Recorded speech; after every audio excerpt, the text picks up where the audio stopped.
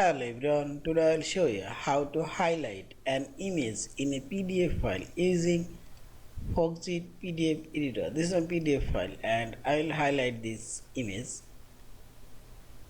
Click on this comment option, this menu bar, and here you will find this area highlight option. Click here and click on this right sidebar arrow, this highlight properties.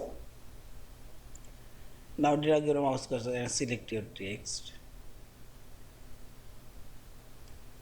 And see this image now highlighted. Also you can see the highlight color. See this.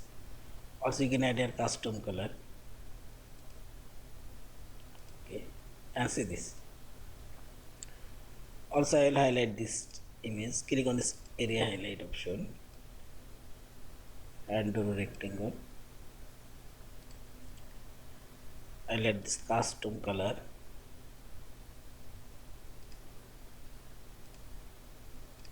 And see this. In this way you can highlight images on your PDF file and finally select this file option, save or save as a PDF file. Thank you for watching. Please subscribe, like, share and comments.